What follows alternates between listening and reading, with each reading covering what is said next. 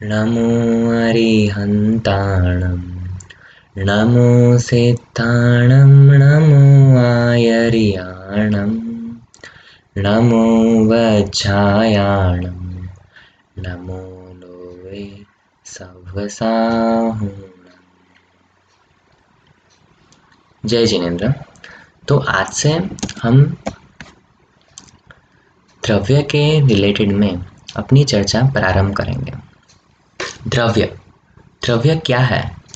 तो द्रव्य जो है वो जिनागम का मोस्ट फंडामेंटल कॉन्सेप्ट है, जो हमको सभी शास्त्रों में हमको उसका रेफरेंस मिलता है। अनेक जगह पर द्रव्य की चर्चाएं आती हैं और उसको समझने के लिए हमको ये टॉपिक अच्छे से समझना पड़ेगा। तो द्रव्य जो है वो जिनागम में उसको समझने से अपने आत्मा को जाने और मोक्ष पद की प्राप्ति करें, वो उद्देश्य से ही द्रव्य की चर्चाएं आती हैं और उसको समझना चाहिए। तो हम अभी शॉर्ट में देखेंगे कि द्रव्य क्या है। तो द्रव्य is the fundamental element that makes up a universe. तो जो अपना जो पूरा विश्व है जिसमें हम सभी रह रहे हैं, वो जो यूनिवर्स है वो किससे बना हुआ है, what it is made up of. तो वो जिससे बना हुआ है उसको द्रव्य कहते हैं। तो universe is made up of actually 6 fundamental elements. जैसे कोई पर्टिकुलर चीज़ है वो अलग अलग फंडामेंटल एलिमेंट्स के मिक्स होने से बनती है। जैसे अपना मोबाइल फ़ोन हो गया तो उसके अंदर बहुत सारी बैटरी हो गई, उसका स्क्रीन हो गया, या फिर उसका कैमरा हो गया, ये सब चीज़ों से बना हुआ है। तो वो उसके फंडामेंटल एलिमेंट्स हो गए, राइट। तो अपना जो पूरा यूनिवर्स है वो किससे बना हुआ है? तो वो द्रव्य से बना हुआ है। द्रव्य का ट्रांसलेशन करें तो वो सब्सटेंस बोल सकता है, एलिमेंट बोल सकता है, एक्सिस्टेंट बोल सकते हैं। एक्सिस्टेंस मतलब पूरा यूनिवर्स है वो एग्जिस्ट कर रहा है, तो उसको एग्जिस्ट करने में वो किससे बना हुआ? तो वो एग्जिस्टेंस से बना हुआ। So this was kind of a brief introduction about द्रव्य। आई होप ये क्लियर है। अदरवाइज हम हर एक जो द्रव्य है, ने 6 द्रव्य बोले, राइट। जो 6 द्रव्य हैं उसका डिटेल्ड में हम अंडरस्टैंडिंग और उसका डिस्क्रिप्शन देखने ही वाले हैं नेक्स्ट वीडियोस में। बट ये जो इंट्रोडक्टरी वीडियो है इसमें हम जस्ट उसका ब्रीफ में हम देखेंगे। तो द्रव्य कौन से हैं? तो जीव, पुद्गल, धर्म, अधर्म, आकाश और काल, ये 6 द्रव्य हैं। तो जीव द्रव्य क्या है? All living life that we see around is जीव द्रव्य। जो भी लिविंग ऑर्गेनिजम्स हैं, मैं हूँ, आप हैं, या कोई एंट है, इंसेक्ट्स हैं, डॉग है, कैट है, या फिर लायन, टाइगर, माइक्रो ऑर्गेनिजम्स, कोई भी लिविंग एंटिटी है पूरे यूनिवर्स में, वो क्या है? जीव द्रव्य। पुद्गल द्रव्य क्या है? तो कोई भी नॉन लिविंग है पर उसके साथ साथ उसमें स्पर्श, रस, गंध और वर्ण, ये 4 फंडामेंटल प्रॉपर्टीज इसमें पाई जाती है। जो द्रव्य, जो पुद्गल द्रव्य जिसको हम देख सके, जो रूपी हो, जिसका कोई शेप हो, वो पुद्गल द्रव्य है। जो द्रव्य को हम अपनी आँखों से, अपनी इंद्रियों से देख सके, वो पुद्गल द्रव्य हो गया। तो ये पुद्गल द्रव्य। थर्ड कौन सा है? धर्म। तो धर्म का मीनिंग अपने द्रव्य के कॉन्टेक्स्ट में अलग है। धर्म मतलब अपना रिलीजन नहीं। धर्म द्रव्य मतलब the entity in the universe that supports all the द्रव्यस टू परफॉर्म मोशन।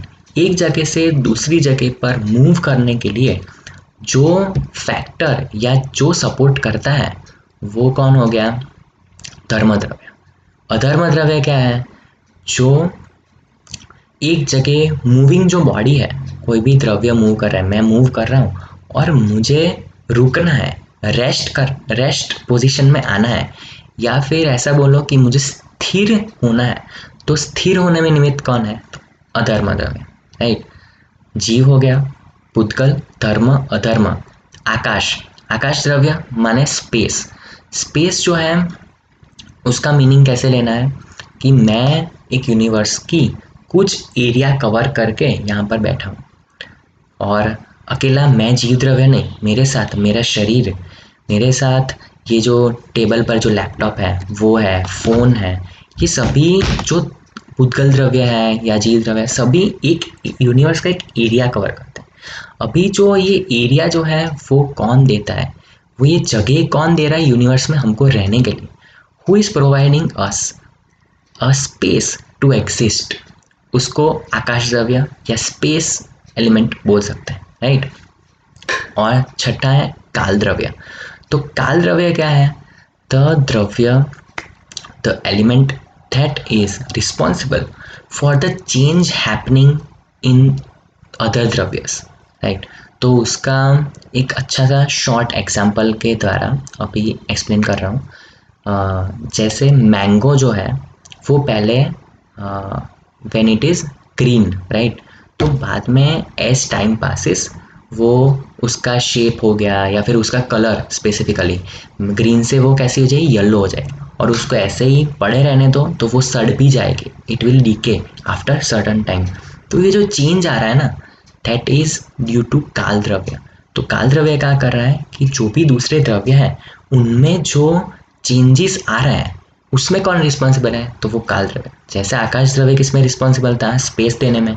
धर्म द्रव्य किस में रिस्पॉन्सिबल था, अपने को मूव करवाने। वैसे ही काल द्रव्य is responsible for the change happening, या फिर परिवर्तन में जो निमित्त होता है, पर निमित्त मतलब एक्सटर्नल फैक्टर, तो परिवर्तन में जो एक्सटर्नल फैक्टर है उसका नाम काल द्रव्य। तो ये हो गया 6 द्रव्य का शॉर्ट एंड क्रिस्प डिस्क्रिप्शन। तो ये जो 6 द्रव्य हैं उसके बारे में हम आगे के वीडियोस में एक एक द्रव्य को बहुत ही अलग अलग एंगल, अलग अलग कॉन्सेप्ट्स, अलग अलग कैरेक्टरिस्टिक्स से समझेंगे, उनका डीप अंडरस्टैंडिंग में जाने का ट्राई करेंगे, और साइंटिफिक पर्सपेक्टिव से भी हर एक द्रव्य को हम समझेंगे, अलग अलग लॉजिक्स भी यूज़ करेंगे कि कैसे ये द्रव्य का रोल है यूनिवर्स में, वो सब हम अच्छे से समझने वाले हैं। तो अभी ये जो जैन धर्म है, ये जो द्रव्य की जो बातें हैं वो कहाँ से हमको प्राप्त हुई? तो जो जैन धर्म है वो साइंस ही है। साइंस मतलब विज्ञान, विशेष ज्ञान, विज्ञान, राइट। तो कुछ भी नॉलेज है उसको एकदम डिटेल्ड में, एकदम लॉजिक्स के साथ, रैशनैलिटी के साथ समझना हो तो उसका नाम विज्ञान आ जाता है। जैसे ये फ़ोन का तो ज्ञान सबको है, पर उसके अंदर के पार्ट्स का नॉलेज, उसको इलेक्ट्रॉनिक्स इंजीनियरिंग बोलते हैं, वो एक टाइप का साइंस है, राइट। तो ये विशेष जो ज्ञान हो गया उसका नाम साइंस है। तो अभी अपने आत्मा को जानने के लिए और ये पूरे विश्व को जानने के लिए जो भी विशेष ज्ञान है, वस्तु स्वरूप, जो भी वस्तु है, जो भी सब्सटेंस, हमने 6 द्रव्य का नाम और उसका थोड़ा देखा, तो उनका स्वरूप क्या है, उनकी कैरेक्टरिस्टिक्स क्या है, उनका जो ज्ञान कराए वो विज्ञान हो गया। और वीतराग विज्ञान, हम पूरा जैन धर्म होता है उसको हम वीतराग विज्ञान भी कहते हैं। वीतराग विज्ञान क्यों? क्योंकि वो वीतरागी भगवान ने, वीतरागी भगवान अरिहंत परमेष्टि तीर्थंकर भगवान की वाणी में आया हुआ जो ज्ञान है, उन्होंने जो हमको बताया हुआ है, वो गणधर देव ने आचार्यों को ज्ञान दिया, और महान आचार्यों ने परंपरा से आगे ज्ञान पास ऑन किया, और बाद में कई आचार्यों ने महान शास्त्रों की रचना की। तो वो शास्त्र जो है वो ही जिनवाणी है, क्योंकि वो जिनेंद्र भगवान की वाणी है, और वो जिनवाणी को पढ़कर हमको जो ज्ञान हो रहा है वो वीतरागी भगवान के द्वारा दिया हुआ विज्ञान है। इसके लिए वीतराग विज्ञान बोलते हैं। और ये जो विज्ञान है वो हमको, सभी जीवों को, मुझे, आपको, सभी जो भी ये पढ़कर उसको एक्सेप्ट और बिलीव करता है और उसमें अपना माइंड फोकस करता है, वो भी भगवान के जैसा वीतरागी बन जाता है, ऐसा ज्ञान है। तो ये भगवान बनाने वाला ज्ञान है, इसलिए इसको वीतराग विज्ञान वर्ड सार्थक है। तो ये होगा अपना बेसिक जो अंडरस्टैंडिंग के जो भी कॉन्सेप्ट्स जो आगे हम समझने वाले हैं उसकी भूमिका बनाई, राइट।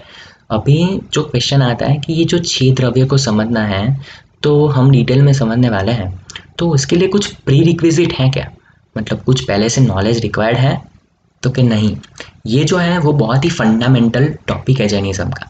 हाँ, ये द्रव्य समझना प्री रिक्विजिट हो सकता है अपने जैन धर्म के सिद्धांतों को आगे समझने के लिए, या फिर अपने प्रैक्टिकल लाइफ में बहुत ही सुखपूर्वक जीना है, एकदम मेंटल पीस चाहिए, तो द्रव्यों का ज्ञान होना बहुत ही रिक्वायर्ड है। और हम आगे देखेंगे भी कि कैसे हम माइंड में एनालिसिस करें, द्रव्य का चिंतन करें, सिद्धांतों का चिंतन करें, तो शायद कभी भी हम दुखी ना हो। तो प्री रिक्विजिट तो नहीं है। अभी नेक्स्ट क्वेश्चन आता है कि will I be able to understand this. So the first thing that is required is belief. तो ये जो जैन धर्म है इसमें हमको श्रद्धा होना बहुत इंपॉर्टेंट है। ये बातें जो बताई हुई हैं अपने शास्त्र में, ये कोई किसी और ने नहीं पर भगवान ने बताई हुई है। और भगवान क्या है, हमारे आइडियल है, हमारे रोल मॉडल है, हमको उनके जैसा बनना है। तो फिर हमको उनकी बात पर ज़रा भी डाउट नहीं होना चाहिए। क्यूरियोसिटी हो सकती है पर डाउट नहीं होना चाहिए।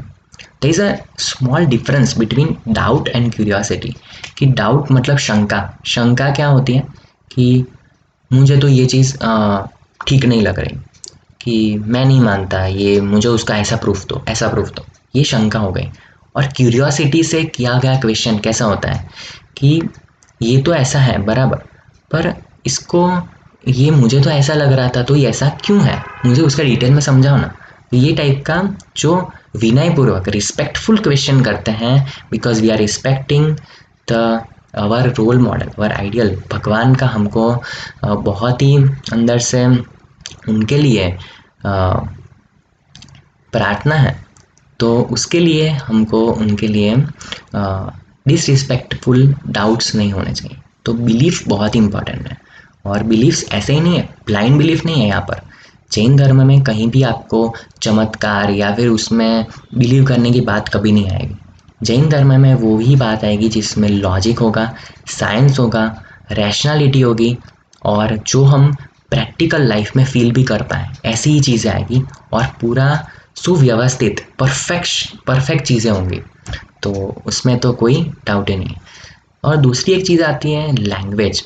तो जो लैंग्वेज जो चीज़ है कि मुझे हिंदी समझ में नहीं आती, मुझे गुजराती या फिर कुछ भी लोकल लैंग्वेज समझ में इतनी नहीं आती जितनी इंग्लिश आती है। हो सकता है कि स्कूल में हमने इंग्लिश में ही ज़्यादा फोकस किया हो और हिंदी को ही थोड़ा अपना वीक हो, क्योंकि हम हिंदी इतना रेगुलरली यूज़ नहीं करते आजकल। हो सकता है ऐसा। तो that is not a problem. वो अपना बहुत ही बड़ा भ्रम है कि हमको लगता है कि हमको हिंदी नहीं आती इसलिए हम जैन धर्म समझ नहीं सकते। Jain dharma is not limited to any language, क्योंकि ये जो है ना फैक्ट है, कॉन्सेप्ट है, ट्रूथ ऑफ द यूनिवर्स है। तो उसके लिए कोई लैंग्वेज की ज़रूरत नहीं है। इसके लिए मैं एक स्मॉल एग्जांपल देता हूँ। मैं अभी केमिस्ट्री के 3 टर्म्स बोलूँगा, राइट। तो 3 टर्म्स में क्या बोल रहा हूँ, मोलारिटी, मोलालिटी और मोल फ्रैक्शन। हो सकता है कि आप में से किसी को ये चीज़ समझ में ही नहीं आई।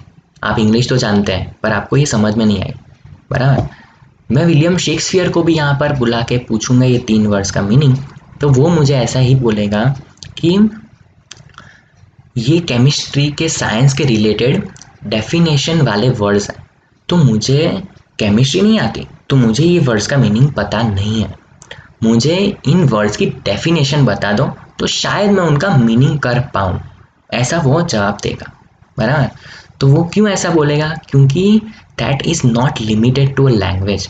अपने वैसे ही जैसे केमिस्ट्री में, केमिस्ट्री को समझने के लिए केमिस्ट्री के टर्म्स को समझना रिक्वायरमेंट है, वैसे ही जैन धर्म को समझने के लिए जैन धर्म के टर्म्स को समझना इम्पॉर्टेंट है। इसलिए हम कभी कभी प्रवचन में जाते हैं या फिर स्वाध्याय करते हैं, शास्त्र पढ़ते हैं, तो हमको बहुत हार्ड लगता है कि अरे ये द्रव्य का मीनिंग क्या होगा, ये तत्व का मीनिंग क्या होगा। ये हमको बहुत हार्ड लगता है क्योंकि हमने उन वर्ड्स का मीनिंग ही नहीं पता। तो उनका मीनिंग तो गूगल पे भी नहीं मिलेगा। पर हिंदी समझ में कहीं भी प्रॉब्लम आ रही है तो हमने पहले ही डिस्कस किया कि इंटरेस्ट बहुत ही इंपॉर्टेंट है। जो जिज्ञासा, क्यूरियोसिटी समझने में बहुत इंपॉर्टेंट है। तो गूगल कर लो, वो मीनिंग समझ में नहीं आया तो गूगल कर लो, नोट कर लो, तो that is not a problem, language should not be an issue. And हम ट्राई करेंगे कि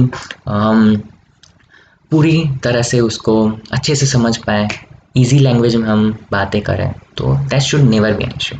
और जो एक टॉपिक आता है कि ये कभी-कभी ऐसा हम बोलते हैं कि समझ में नहीं आती ये बातें, ये बहुत हार्ड लगती है, बहुत कन्फ्यूज़िंग लगती है। तो इसका रीज़न वही है कि हमने अपने जीवन का 99% of the time we have spent it in the other stuff. जैसे कि टीवी देखना हो गया, खाना पीना हो गया, पढ़ाई लिखाई हो गई, जॉब हो गया, ये सब चीज़ें में हमने अपना पूरा टाइम स्पेंड किया। 99% आप देख लेना, 99% टाइम उसमें स्पेंड किया। अभी हम एक नई हैबिट, एक नई चीज़ सीखने जा रहे हैं। तो कोई भी नई चीज़ सीखते हैं तो इट इज़ लाइक अंडरस्टूड कि उसको सीखने के लिए स्टार्टिंग में it is always kind of difficult to start, but it gets easier when we get on the track. तो एक बार हम इन जो टॉपिक्स हैं जैन धर्म को समझेंगे, बेसिक लेवल पर अपना क्लियर हो जाएगा, तो फिर तो कहीं भी हमको अंडरस्टैंडिंग के लेवल पर तो गारंटी दे सकता हूँ प्रॉब्लम नहीं आएगा। और अभी मोटिवेशन क्या है कि ये हमको समझ में आएगा ही, तो उसके लिए जो शॉर्ट वो है कि हमको महाभाग्य से ये जैन धर्म, ये जैन कुल में अपना जन्म हुआ है, हमको शास्त्र सुनने का भाव हुआ है, इसलिए ये आप प्रवचन या फिर वीडियो देख रहे होंगे यूट्यूब पर, राइट? तो वो एक ऐसी साइन है कि अपना जो भव का अंत आने वाला है, अपना मोक्ष पद बहुत दूर नहीं है। और हम बचपन से ही या पूर्व भव से हमको जैन धर्म के संस्कार हैं, इसलिए शायद स्टार्टिंग में डिफ़िकल्टी हो सकती है, पर जैसे जैसे सुनेंगे तो there is no second thought कि समझ में नहीं आएगा, डेफिनेटली समझ में आएगा, क्यों नहीं आएगा। तो यही है कि जैन धर्म को समझने के लिए कभी डिफ़िकल्टी आनी ही नहीं चाहिए, क्योंकि ये जो भी बातें हैं जैन धर्म की, उसका मेन मोटिव है कि हम अपने आप को जानें, अपने आत्मा को सच्चे रूप में जानें, सभी वस्तु हैं उसका सच्चा स्वरूप जानें। और जब भी सच्ची बात जाननी होती है तो वो डिफ़िकल्ट नहीं होती, बहुत ही सिंपल होती है। और ऐसे ही हमारे आचार्यों ने, भगवान ने इतनी सिंपल करके दे दी है कि उसको समझने में गारंटीड डिफ़िकल्टी तो नहीं आएगी। और हम ट्राई करेंगे कि जितना इजी हो सके, जितना अच्छे से एक्सप्लेन हो सकते हैं, उसका हम सीखेंगे। तो यही है, इस बात से मैं अपनी बात को विराम करता हूँ। जय जिनेंद्र।